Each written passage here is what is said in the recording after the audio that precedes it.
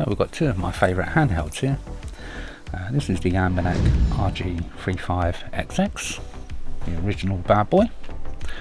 This one's in clear white. And then fairly recently got upgraded to the RG35XX Plus. So same kind of system, same size, but much more powerful. And now we have this one, Anbernic RG35XX-H. Let's check it out, shall we?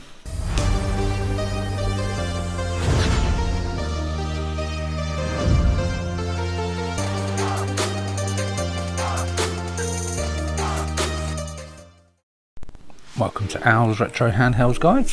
Thanks for joining me in this video. So today we're going to be having a look at this little lady. This is the RG35XX-H. Quite a recent handheld out in the market. Came out just around Christmas time. So let's just zoom you out a little bit here, guys, and we'll have a little look at what we've got. So we originally had the RG35XX here, this little lady. Lovely little device. One of my favourites, this one. Definitely one of my favourites. It's put a lot of time into this particular handheld, setting it all up. This particular little lady has actually got 1 terabyte of storage in total. She's got 2 SD cards, 2 500GB SD cards. She's got something like 350 full-length films on her, and then all of the ROM sets for all of the systems, from all the 8-bit, all the 16-bit, most of the PS1 ROM set. She's got a lot on her, and then I then upgraded from that one, which is, let's just move around away a bit because that's a bit blinding with the light. We moved up to this one, which is the RG35XX Plus. So these are both vertical handhelds. I do love them both, but then suddenly Anbernic come along with this little monster, RG35XX-H. Zoom you in a little bit on this lady here. So this is haven't got too many horizontal handhelds, so once this little lady came about, I thought, well, I've got to grab this. If it's the same as the Plus but in horizontal form. So I went for the clear white to match with my original lady here. So we got her in clear white. So with the specifications on this lady, she's got a 3.5. Let's just wake her up.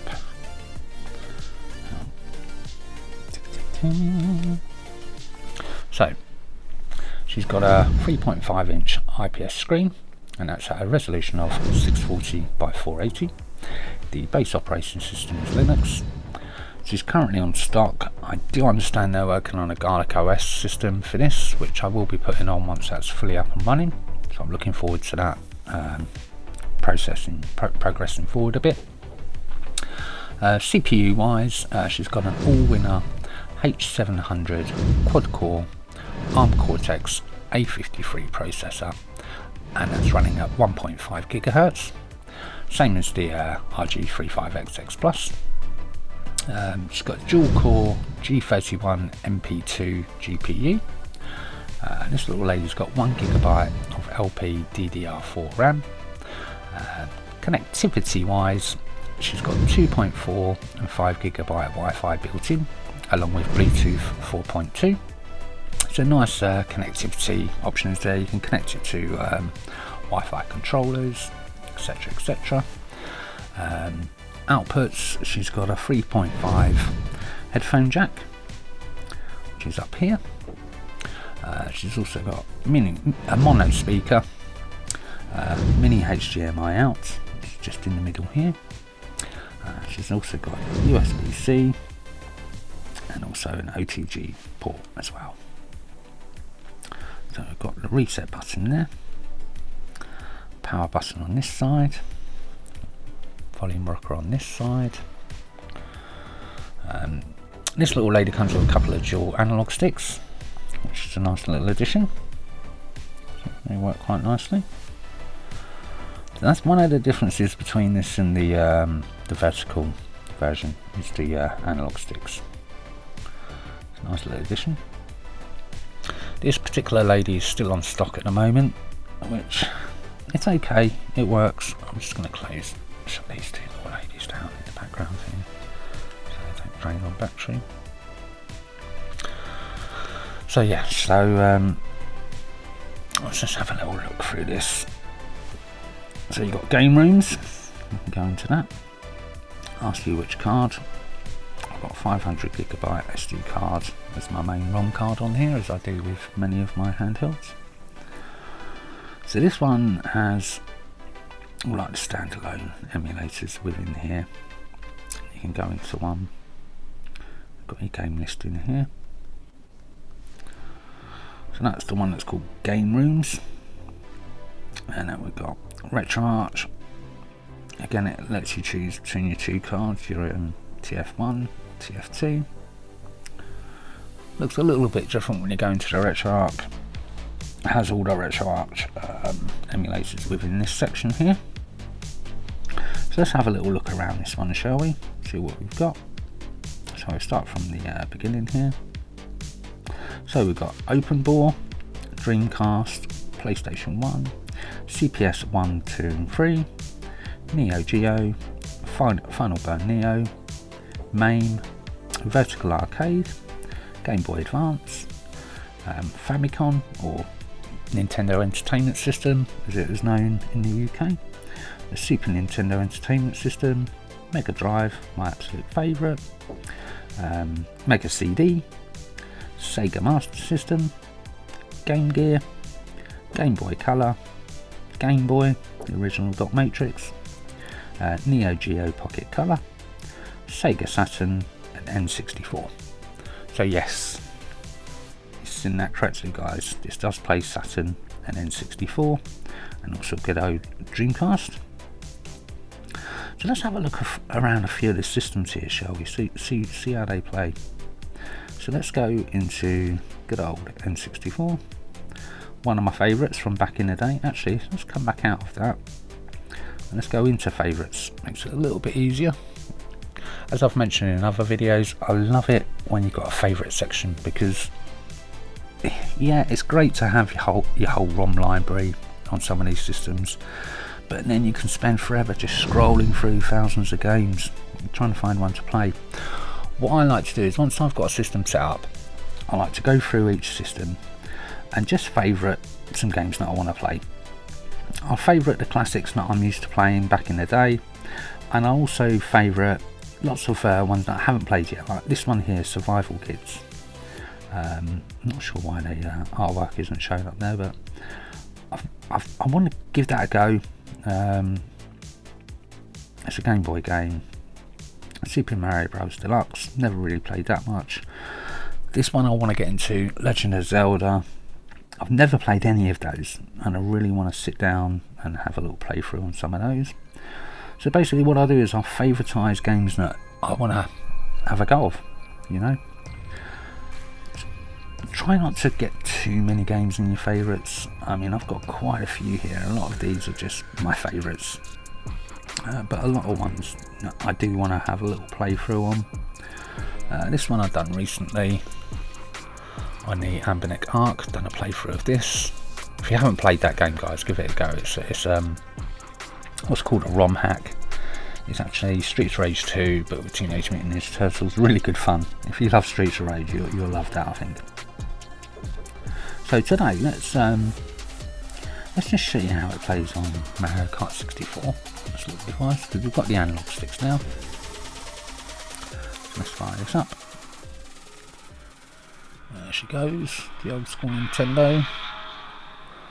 Cymbal spinning round. Now what you find with Mario Kart, the beginning bit can be a little bit stuttery, but once you're in and playing, it actually plays fairly alright. It's playable. So let's go for Mario GP 100cc. And as you may have seen in previous videos, guys, I'm going to be little Yoshi. Now, I'm not sure if I've remapped my buttons on this or not. I think I have, but I like to normally put the Z button up here on the left shoulder button. We'll soon find out if I have or not. I'm sure I have, because I'm sure I've played this on here already, so let's give it a go. Oh, no boost for me. See, look, analog stick works nicely. It's a bit awkwardly positioned where it is, but I think it keeps the device nice and pocketable. Yeah, we've redone our buttons, so I'm holding down the Z button here to hold this box behind me. Oh, I was looking at the video there just to make sure we was in frame, and I've totally gone off kilter. So let's get back up to first place here. Let's fire that off, see who we can't get. Power slide around here. When you're power sliding, guys, you just need to wiggle the analog stick left and right to keep yourself in angle. I spent so many 100 hours playing this game in my lifetime. I used to go around my friend's house, take the old N64 round, we'd play free player on the old Mario Kart. Always got a bit heated at times. Let's take out whoever's in first place here. Use our ghosty. Oh, handy, look. Stole ourselves 3 red little missiles there. So, as you can see, this is playing fairly nicely on this handheld, to be honest. To be able to play N64 games on such a tiny little handheld is... I still can't believe it, to be honest. I still find it so amazing. So we'll just finish off this little lap here.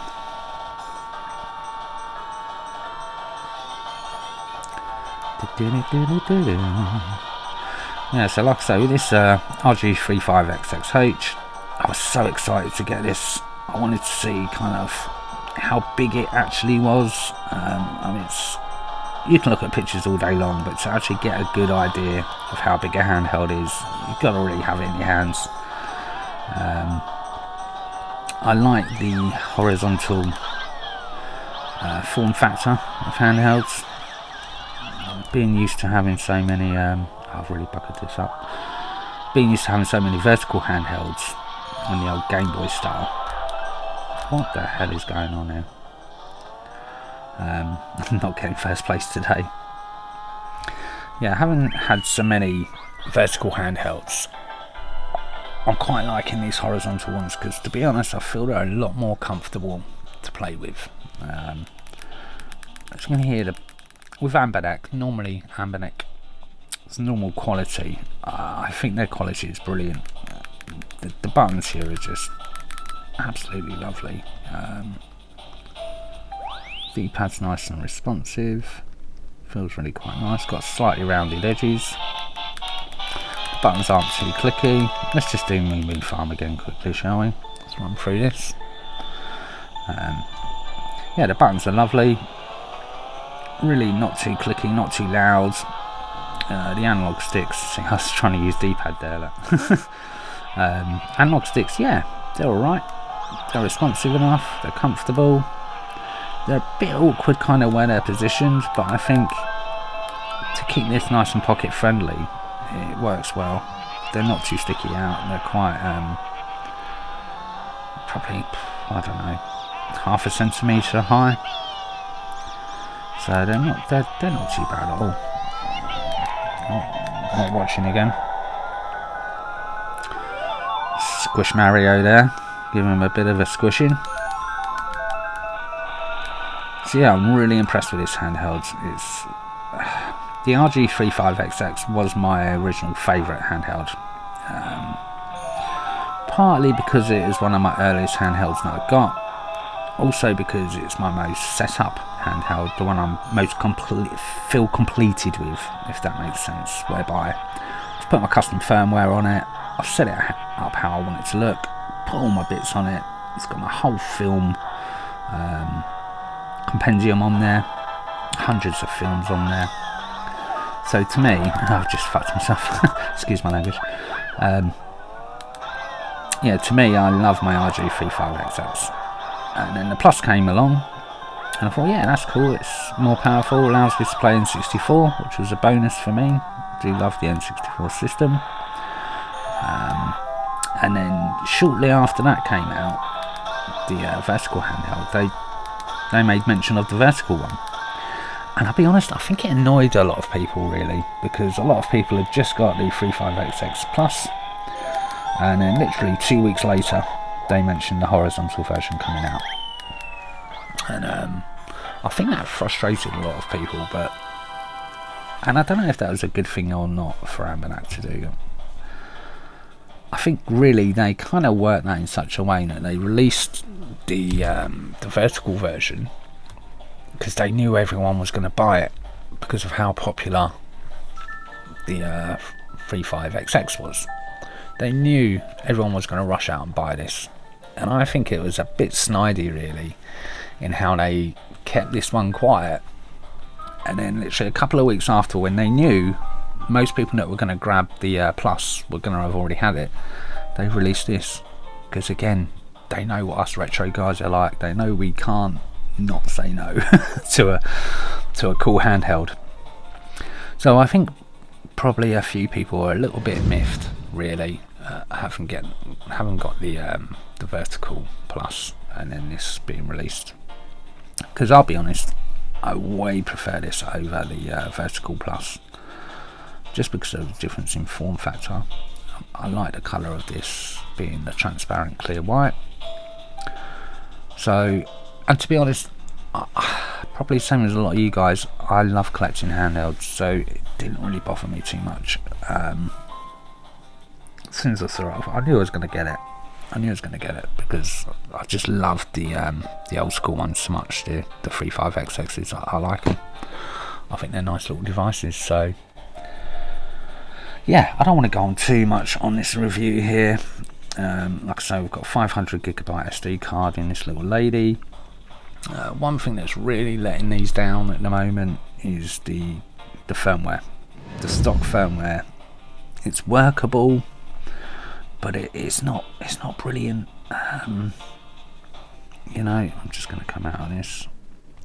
What's it? These two. I have to always try and remember what buttons are what on some of these. Can't remember how to come out of this. Oh, we've buggered it, we've frozen it. There we go.